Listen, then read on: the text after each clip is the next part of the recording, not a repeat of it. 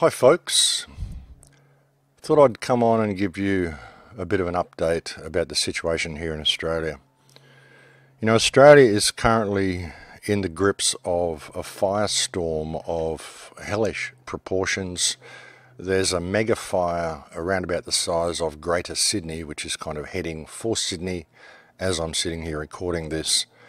We're about to enter into a massive heat wave this week, right on cue. And we are in the grips of probably the worst drought that we've ever seen in this country. The line that's being fed to the people that is the cause of this situation that we're having here is climate change and global warming. This is what is being pushed by the government and the media. But such is not the case, folks. The reality is that this situation in Australia has been deliberately manufactured by government, and I'm going to show you why.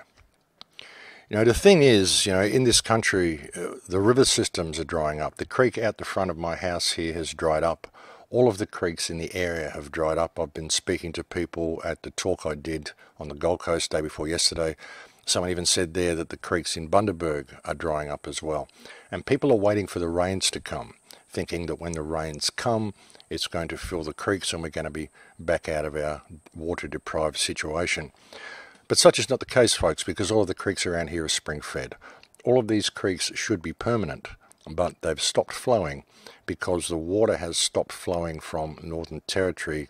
The Great Artesian Basin that supplies this country with water has stopped sending water out to the other aquifers because, as I said, the water stopped flowing in the Northern Territory. The way it works in this country, you see this map I've got here of Australia, we have this area up here, we have massive monsoons come across this area and it feeds this region here called the Great Artesian Basin, and that feeds the creeks and the river systems and all the other aquifers, and the seepage as the rivers come down to the other areas here, the seepage from those rivers fills the aquifers, and this is what brings water to the region I live, which is around here. You know, and all the coastal regions, it's all from the aquifers in the Great Artesian Basin, from the monsoon troughs that come up in the north. And this happens every year like clockwork, and it happened last year as well. There's no reason the Great Artesian Basin should be out of water. There's no reason that the creeks around here should be drying up, irrespective of how little rain we've had, because these creeks have always been permanent. These rivers have always been permanent. The Murray-Darling Basin has always flowed. And would it surprise people to know that right now the Murray River is in flood, but we're just not getting the water down here. In fact, the Murray River has been so much in flood that it's been spilling over the banks of the river and destroying the forests on either side of the river, because these forests are not used to unusual amounts of water, the unusual amounts of water that they're getting. And yet none of the farmlands below south of this area are getting the water because all of the water is being siphoned off. The Murray River is in flood because the water is being channeled down to dams that are privately owned, that are owned by mega agricultural companies and mega mining companies, and they're using this water for private reasons and for their private uses. And this is water, folks, and it's not anything that they have the right to do. And I'll show you a video now. There's a channel you should subscribe to as well if you're an Australian. It's called Liability Mate. These guys are really doing what they can to make a difference, folks, and bring a lot of very, very much needed information to the Australian public, so get onto that channel as well. But have a look at this video that was put up on that channel now, and I'll show you what's going on and why the creeks are dry. Well, one of the reasons the creeks are dry anyway. Have a look at this. It's only 1 minute and 4 seconds, and I'll put a link below. Sorry folks, I got the camera in the wrong spot. I'll put a link below so that anything that I talk about on the video here today, you can just check below and you'll see a link to it there, and you can check out what's going on there. And check this out. What am I doing? There we go. 1,500 kilometres of the greatest river system is empty. And it's not drought. Floodplain harvesting means where there was floodplains, they kill all the trees, level it off, and they put a big embankment to stop the water actually getting into the river. And they call that harvesting. I'm calling that rape of a river. Welcome to what's left of the Darling River. Come and see it. Come and bring your kids fishing. Let them walk up and down this river and find 50 million dead mussels, yabbies, emus, roos, everything. The whole ecosystem has collapsed, and the trees, they're just dying. See behind us some of the red gums that are hanging on. How long for? Why am I the only live thing when everything else is dead? We've got to make change in this country. Australians have to wake up and fight. So that's what's going on, folks. That's what's going on with the rhythm systems in this country. That's why there's no water in the river systems. And there's also this, private dams that are being built for mega agro companies. At least 20 to 30 of these dams in the Murray-Darling Basin region, you know, and the taxpayer paid for them as well. We actually paid for these dams that are being used to steal our water, ladies and gentlemen. That's what is happening. There's another video that you should watch that I'll put a link below called Corruption Fraud Australia. Just watch this. I'll put links below. And you've got to understand how they're doing this, folks, what they're doing as well. I mean, there's so much stuff that's happening. Like I said, there's a mega fire that's heading for Sydney at the moment. And I've been told by people that live in areas where these fires have been through, that what's happening, I mean, after the fire goes through, the council is coming in and they're cutting down any trees that are left. They're saying they're cutting them down because they're a fire hazard. Now, this is a place that the fire has already gone through. But they're just going through and making sure there is no life left. They're cutting all the trees down that have survived the fire. Think about that one, folks. That's what they're doing. You've got Scott Morrison rejecting calls for more assistance to firefighters and selling our water off at the same time while they're doing this, folks. And now they're talking about even evacuating towns because they're running out of water. This has all been done deliberately. And it isn't just because of these dams and because of the floodplain harvesting that's going on as well. Have a look at this in Australia here. You look up here where the Great Artesian Basin is and where the water catchment areas are. Have a look up here. There's an area here called Arnold. I think it's a station called Arnold. Have a look at these lines on this map here. Have a look at this. See all these roads through here. You see all this? Can you see all of these points, all these corners where there's stuff going on? Have a look through here. Look at all this. What is all this? Look down through here. All these lines, all these things going on. And you get down here, and what do you see? Look through here. You see this? You see all of this stuff? You see this? All of this. These are frack wells, folks. These are coal seam gas wells. This goes on. Look at this. Look at this. These frack wells. These are all frack wells. This whole area where our water catchment is full of frack wells, which is a lot of what the water that's being stored in these dams is being used for. And it just keeps going. You go up here, look, more frack wells. Frack wells. Fracking wells. Have a look at Western Australia, the Nullarbor Plain. Have a look at the Nullarbor. Look at this. Frack wells. Coal seam gas frack wells all over the country. Go up to Western Australia here, up to where the mine is near Tom Price. Tom Price mine is around here somewhere. There's Tom Price, there's the mine. That's a lovely sight on the landscape, isn't it? Go down here, and what do you see? Frack wells, frack wells, fracking wells, fracking well pads. Look at this, folks. It takes around about somewhere between 100 or 1.5 and 16 million gallons of water per well to run a frack well. These frack wells use that much water, folks, and there are 43,000 frack wells in Australia that have been done by our government. While they're doing this floodplain harvesting and while they are allowing people to create private dams with taxpayer money and use all of our water for all of these operations. And we're sitting here downstream, and they're saying they may have to evacuate towns because they may run out of water. You know, considering evacuating up to 90 towns if they run out of water. They're running out of water because the government has sold the water. That's the problem, folks. And look at this. They're talking about bringing in the Defence Force to help battle climate change. And they're talking about moving people out of towns.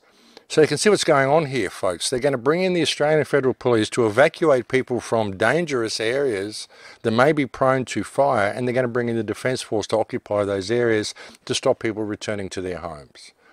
This is what is planned, and it's all planned by them, and it's all being done by them. And I've got this document here as well that was sent to me. It's a draft yet. It hasn't been released yet. This is the strategic planning statement for the Hawkesbury region from 2017 to 2040. It's up to the next 70 years, or the next 20 years they want to do this, folks. It all looks really wonderful, you know, like they're really trying to help us. Community strategic plan, development control, environmental planning, Greater Sydney Commission, all of this sort of stuff. It all sounds wonderful, looks wonderful. The presentation is just beautiful, isn't it? And you've got these different community engagements and purpose of strategic planning statement and infrastructure collaboration, blah, blah, blah. Like I said, it all sounds good. You look at this, you know, peacocks, folks. Peacocks in the yard. The vision based on the values of the Hawkesbury Community Strategic Plan 2017 to 2036, how this vision gives effect to the Greater Sydney Commission's Greater Sydney Region Plan and Western District Plan based on local characteristics and opportunities. You know, you can see what's going on here. I don't know whether I can put a link to this document below or not. Like I said, it's been leaked to me. It hasn't actually been released yet. And I don't really know whether there might be anything in the document to identify the person who leaked it to me. But anyway, we go down here and we get to the plans they have, the strategic plans. Introduction, the different plans they have. We get down to page 69, interesting number. Down to page 69, and it starts talking about that wonderful word that they like to use, sustainability. Sounds great, doesn't it? And it looks so wonderful. Yes, they want to create this type of environment for us. Aren't we lucky? It talks about in here what they want to do, and it mentions protect areas of high environmental value and significance. Commit to urgent action to respond to global climate emergency. Sounds ominous, doesn't it?